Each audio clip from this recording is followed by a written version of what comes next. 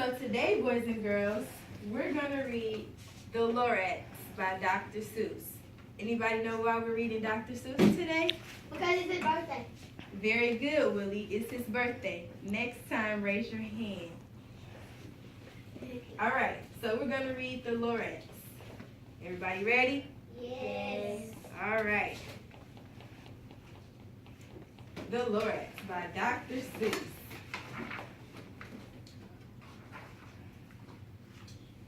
At the far end of town where the grickle grass grows and the wind smells slow and sour when it blows, and no birds ever seen expecting old crows, is the street of the lifted Lorax. And deep in the grickle grass, some people say, if you look deep enough, you can still see today where the Lorax once stood just as long as it could before somebody lifted the Lorax away. What was the Lorax? And why is it there? And why was it lifted and taken somewhere? From the far end of town where the grickle grass grows, the old Onceler still lives there. Ask him. He knows. You won't see the Onceler. Don't knock at the door. He stays in the lurkum on top of his store. He lurks in the lurkum cold under the roof where he makes his own clothes out of miff, muff, moof. And his special date midnights in August, he peeks out of the shutters and sometimes he speaks and tells how the Lorax was lifted away. He'll tell you perhaps if you're willing to pay. On the end of the rope, he lets down a 10 pill, and you have to toss in 15 cents and a nail, and the shell of the great-great-great-grandfather snail. Then he pulls up the pill, makes the most careful count to see if you've paid him the proper amount. Then he hides what you pay him, away in his snub, his secret strange hole in the grooveless glove. Then he grunts, I will call you by whisper my phone, for the secrets I tell you, your ears alone. Slap down the sluts, the whisper my phone to your ear, and the old Onceler's whispers are not very clear. Since they have come down, they are sniggly holes, and he sounds as if he had smallish bees up his nose. Now I'll text you, he said, with his teeth sounding gray, how the Lorax got lifted and taken away. It all started way back, such a long, long time back. So can anyone tell me what's about to happen? They're gonna. Go ahead, Willie. They probably finna like do something to the boy. Yeah, what do you think is gonna happen, Rihanna? I think the Lorax is going to tell the boy the story that he had long back. Right, let's see. Way back in the days when the grass was still green, and the pond was still wet, and the clouds were still clean, and the song of the Swami sings rang out into space. One morning, I came to this glorious place, and I first saw the trees, the truffula trees, the bright-colored tufts of the truffula trees, mile after the morning breeze.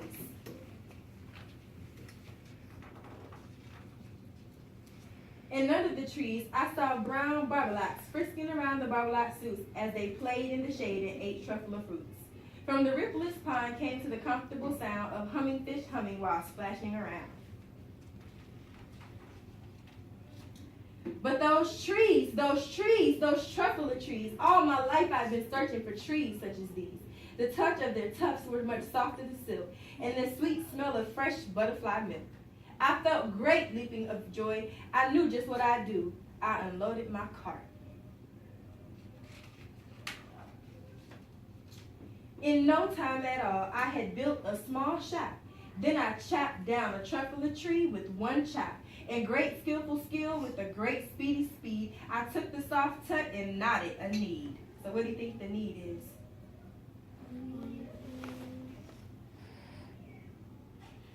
That right there. He's chopping down the trees to turn them into something else. The instant I finished, I heard a gazump. I looked, I saw something pop out of a stump of the tree I had just chopped down. It was sort of a man. To describe him, that's hard. I don't know if I can. He was shortish, oldish, and brownish, and mosey. He spake with a voice that was sharpish and bossy. Mister, he said with the sawdusty sneeze, I am the Lorax. I speak for the trees. I speak for the trees with no tongues, and I am asking you, sir, at the top of my lungs. He was very upset as he shouted and puffed, what's that thing you've made out of my truffle tree?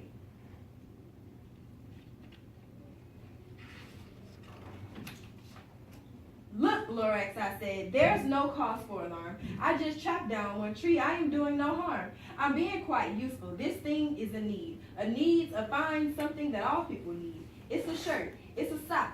It's a glove. It's a hat. But it has other uses far beyond that. Yes, you can use it for carpets. You can use it for pillows and for sheets. Even curtains or covers for bicycle seats, the Lorax said. Sir, you are crazy with greed. There is no one on earth who will buy you this food need. But every next minute I proved he was wrong. For just at that minute a chap came along, and he thought the need I needed was great. He happily bought it for $30.98. I laughed at the Lorax. You poor stupid guy, you can never tell what some people will buy.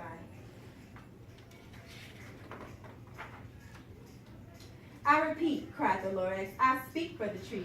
I'm busy, I told him. Shut up, if you please. I rushed across the room and in no time at all built a radio phone. I put in a quick call. I called all my brothers, uncles, aunts, and I said, listen here. Here's a wonderful chance for the whole Worcester family to mighty get rich. Get here fast. Take the road to Northern Itch. Turn left to Weehawken. Sharp right at South Stitch.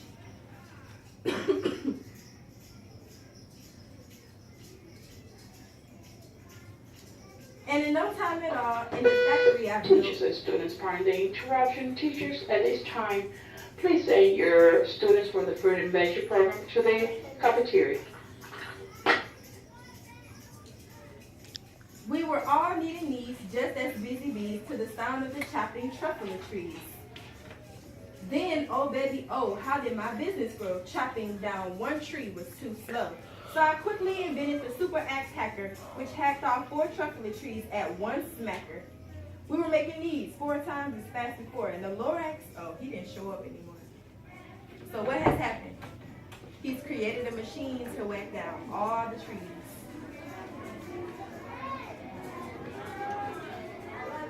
But the next week he knocked off my new office door. He snapped, I'm the Lorax who speaks for the trees, which you seem to be chopping as fast as you please. But I'm also in charge of the brown barbelocks who play in the shade of their barbelock suits and happily live eating truffle of fruit. Now thanks to your hacking to my trees to the ground, there's not enough truffle of fruit to go around. And my poor barbeloks are getting all the crummies because they have no gas, no food in their tummies. They love living here, but I can't let them stay. They'll have to find food, and I hope that they may. Good luck, boys, he cried, and he sent them away. I, the once-left felt sad, as I watched them all grow. But business is business, and business must grow, regardless of crummies and tummies, you know. I meant no harm, I most truly did not. But I had to grow bigger, so bigger I got. I biggered my factory, I biggered my roads, I biggered my wagons, I biggered the loads off the needs I snipped out. I was shipping them forth into the south, to the east, to the west, and to the north. I went on biggering, selling more needs, and I biggered my money, which everyone needs. Then again he came back. I was fixing some pipes when the old nuisance Lorax came back with more gripes. I am the Lorax, he coughed and whiffed. He sneezed and snuffled, he snarled and sniffed. Once, sir, he cried with a crupper's croak. Once, sir, you're making such a smoky smoke. My poor swanny swans, why can't they sing a note? No one could sing who has smog in their throat. And so, said the Lorax, please pardon my cough. They cannot live here, so I'm sending them off. Where would they go? I don't hopefully know. They know they may have a fly for a month or a year to escape from the smog you've smogged up around here. What's more, snapped the Lorax, let me say a few words about gluppity-glup. Your machinery chugs on day and night without stop, making gluppity-glup and schluppity-schlup. And what do you do with this leftover gold? I'll show you, you dirty once-er man, you. You're glumping the pond where the humming fish hum. No more can they hum, for their gills are all gum. So I'm sending them off. Oh, their future is dreary. Their walk with their friends get woefully weary in some search of some water that isn't so smeary. And then I got mad. I got terribly mad. I yelled at the Lorax, now listen here, Dad. All you do is yap, yap, and say bad, bad, bad, bad. Well, I have my right, sir, and I'm telling you, I intend on doing just what I do. And for your information, Lorax, I'm figuring on biggering and biggering and biggering and biggering, turning more truffle trees into needs, which everyone needs. And at that very moment, we heard a loud whack. From outside in the fields came a snickening smack on an axe tree. Then we all heard the tree fall, the very last truffle tree of them all. No more trees, no more needs, no more work to be done. So in time, my uncles, aunts, and everyone all waved me goodbye. They jumped into my cars and drove away under the smoke-smudged stars. Now all that I have beneath the bad-smelling sky was an empty factory in Lorax and I. The Lorax said nothing, just gave me a glance, just gave me a very sad backward glance as he lifted himself by the seat of his pants, and I'll never forget the grin on his face when he insisted himself and took the leap of his place through a hole in a small without leaving a trace. And all that Lorax left here in this mess was a small pile of rocks with one word, unless. Whatever that meant, well, I just couldn't guess. That was long, long ago. But each day since that day, I've sat here and worried away. Through the years while my buildings have fallen apart, I've worried about it with all my heart. But now, says the Whistler, now that you're here, the word Lorax seems perfectly clear. Unless someone like you cares a whole awful lot, nothing is going to get better. It's not. So, catch, says the Whistler. He let something fall. It's a truffle seed. It's the last one of them all. You're in charge of the last truffle seed, and the truffle trees are what everyone needs. Plant the new truffle, treat it with care, give it clean water, and feed it fresh air. Grow a forest, protect it from the axes that hack, then Lorax and all his friends may come back. The end.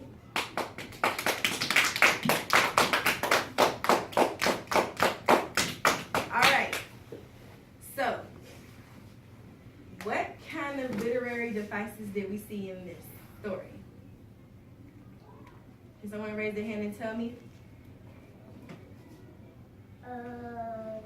Simile. And what is a simile? A simile is a comparison using like or as. Okay, and what other literary devices did we see, Ashanta? Metaphors. And what are metaphors? It's like using like comparison using is just is. Right, and what else did we see? Mouse? Personification. And what about personification? What is personification? Personification is giving human characteristics to non-human things. Okay, and we saw one more. What was the other one? Shalimar?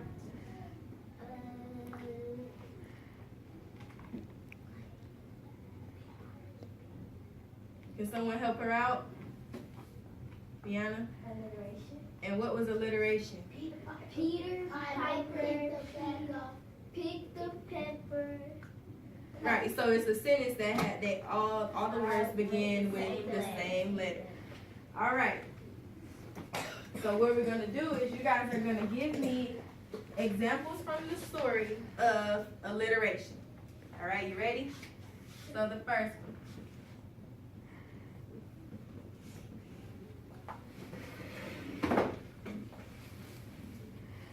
Can somebody give me an example at the beginning of the story when they were talking about the grass? It was green. It was green, so what was the name of the grass? The green. It was griddle grass what? Yeah, green grass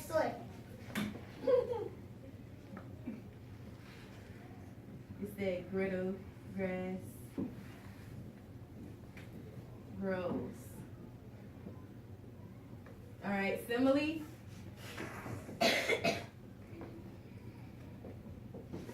Somebody give me a simile from the story. Like, What about like it Shalimar? It said, it had the word light. And what were they comparing? They were comparing The new town to the what? the old town. Old town. And what about the new town? was prettier. It had like good trees. It had trees and Animals. grass. So in the old town, that was when it was what? Really pretty and everything until he came and did what? Yeah, Chopped it all is. the trees down. And the man was trying to tell him. Right. Who was the man? The Lord. The Lord. Very good. So the old town was pretty, right? In the new time, all the trees were gone. All right. Can somebody give me an example of personification? Y'all bring a lot of mess to the room. What did somebody tell you to bring something here? Yes. Who? Yes. Personification. No. A human, giving human characteristics to non-human. Right. So who does that fall under? The Lorax. Right. The Lorax. Because they said the Lorax had a mustache just like a bear. Right. And he was talking. And he said, And he came out of a tree. and when he was finna describe the Lord, he said, it looked like a short man with a beard, an old man. And then when the man had, the Lorax had said, stop chopping these trees. Right. So the Lorax was a small little man that was what? Old, and Smart. he was not human, right? No. But he knew how to talk. Yeah. Right. So that's personification. So simile, they were comparing the new town to the old town. The old town was pretty, it was bright, they had a lot of trees. The But new when town, When all the the trees green were thing chopped. it saw the trees, and he said, I need it. Yeah, so he Chopped chopped it all down. of them down. In the last one, the Lorax had said, this the last tree ever. Yep, the last tree ever. Let's make all the trees grow back. Mm-hmm. And then alliteration was what? When they were describing the grass, he was saying, the griddle grass grows. All right, so what we're going to do now is we're going to create our own story using similes, alliteration, and personification. Everybody ready? Yes. So what do you want the title of the story to be? Can somebody give me a title of our story?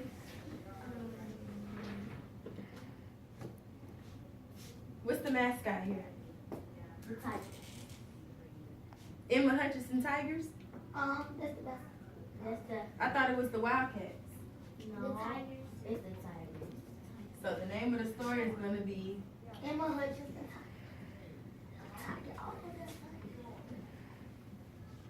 The Tigers. So what should our story be about? About a A tiger. tiger, like about a tiger that talks. A tiger A that tiger talks. life. A tiger that what? Like a tiger life. How they grow up and stuff. All right, so what's going to be the name of our tiger? Lorax. No. What about Timmy? Yes. Timmy the Tiger.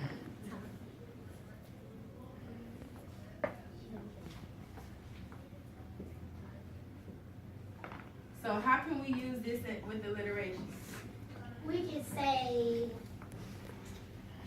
Timmy the Tiger. is Timmy the tiger. We're going to use that one later. Thomas. Timmy the Tiger was from Atlanta. Tennessee. Yeah, we could say Timmy the Tiger was from Tennessee. Want to use that, Willie? Yeah.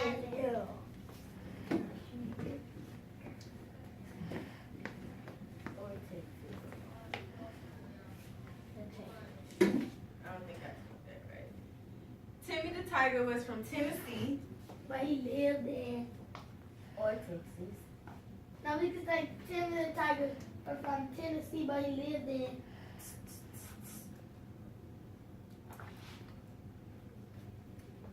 Carterfield.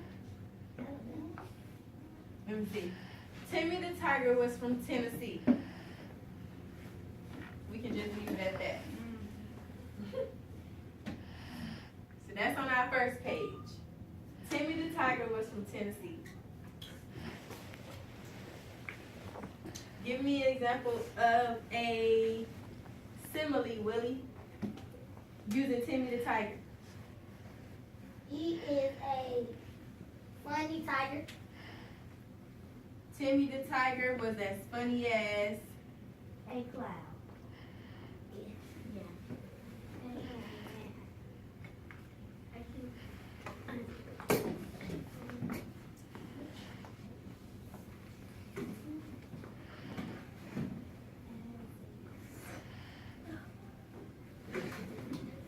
All right.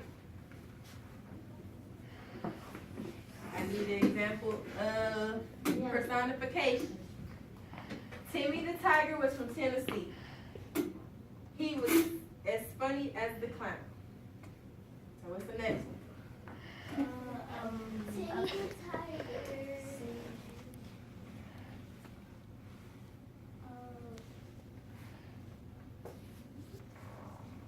What can tigers not do? Talk. Right, so Timmy the Tiger. Talk. Talk to his mom.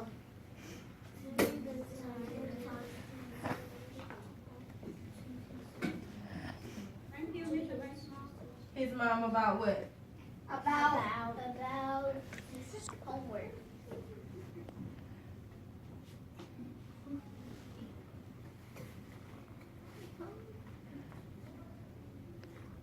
All right. So Timmy the Tiger was from Tennessee. Timmy the Tiger was as funny as a clown. Timmy the Tiger talked to his mom about homework. All right, so where's our simile? We gotta do many. Our simile is page. No, Timmy the Tiger. No, our simile is page 2. Right. He was funny as a clown, like that. And where's alliteration? Alliteration. Timmy the Tiger was from Tennessee. All right, and where's our personification? Timmy the Tiger talked to his mom about homework. All right, so give yourselves a hand.